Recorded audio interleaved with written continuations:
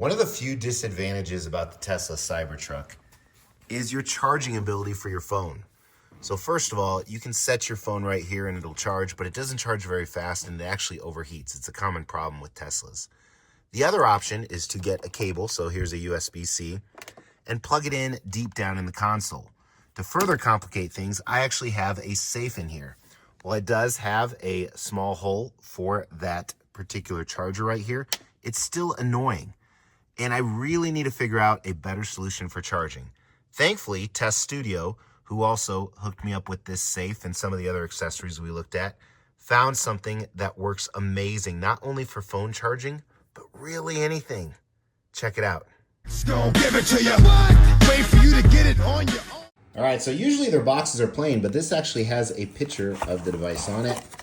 We open it up, packed really well. You have some thin black foam here at the top. Then it's nestled in some other foam with this bag.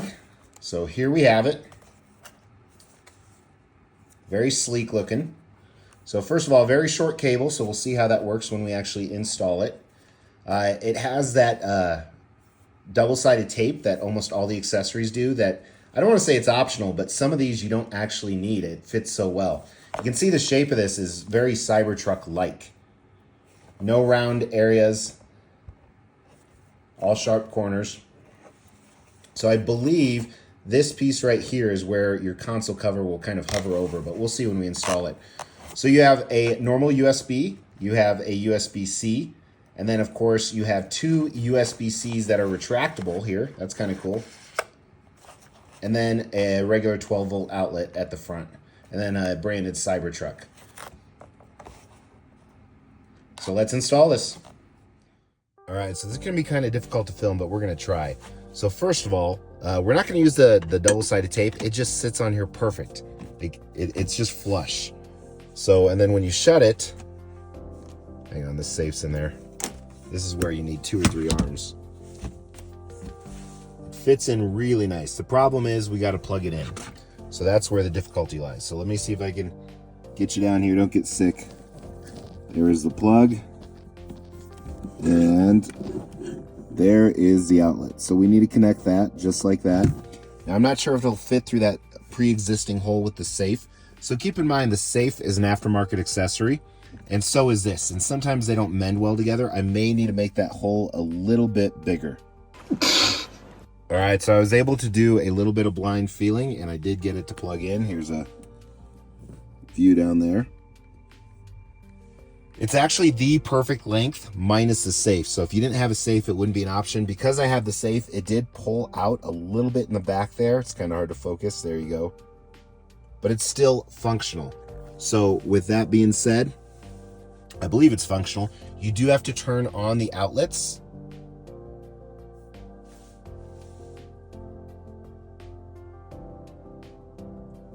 And then that will feature all the things in the front that we just looked at. So let's test some of them out.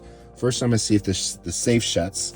Safe does shut. It's a little bit tight. Like I said, I probably could make this hole a little bit bigger, but I think it's fine for now. So we're gonna leave it on there, and then we're gonna test this guy out.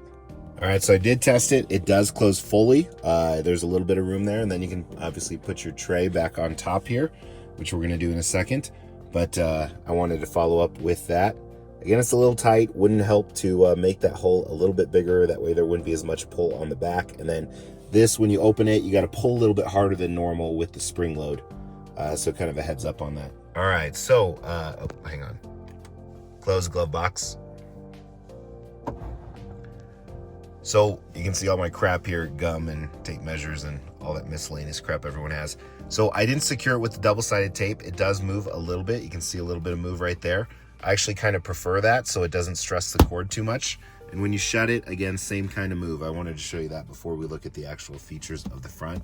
But it's not to the point where it's loose. It just will move if you force it to move. All right, so testing. Everything worked perfect. You can actually see the power at the top.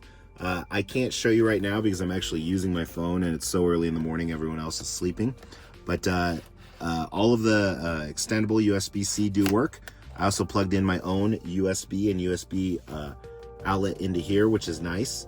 So it's easily accessible. And then of course you have the 12-volt This could be really good for camping. Like I could see even using, I have a Surface, which has an AC adapter. It also plugs via USB-C. I could set it right here on top and actually use it. Camping, a number of different things you could do here. I think the applications are just limitless, honestly, especially with the 12 volt outlet so easily accessible. I do know there's like coolers they make that actually go down where that console is. You could do it obviously for work, whether it's 12 volt, you could recharge, a tire compressor, I mean a shop vac, anything you wanted. We do still have outlets in the back of the Cybertruck, never forget that. Kind of give you an idea if you were unfamiliar on an actual Cybertruck. Outlets are, so you have the one we just plugged in up front, there's one behind in the back right here somewhere. You probably didn't see that one. And then you have two in the very back. So again, you definitely have to put the power feed on. Right now it's using 0 kilowatts, which is not a big deal.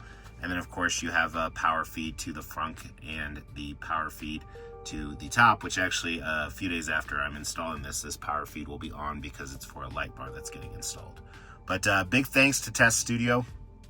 I have a ton of their accessories. You definitely want to check this out. This is probably one of the most useful things that's on the market for the Cybertruck right now. It fits great, it looks great, and then again has so many great functions. So there's a link in the description below. I apologize for the horrible lighting and camera angles, but it's dark, and we got it done though. It was that easy. Thank you so much for tuning in. I really appreciate it. Yes, we're still giving away $1,000 statues at every 5,000 subscriber milestone. You have to make sure you're subbed to the channel, you like the video, and then leave a comment. We're going to pick a random comment on a random video and give away those statues.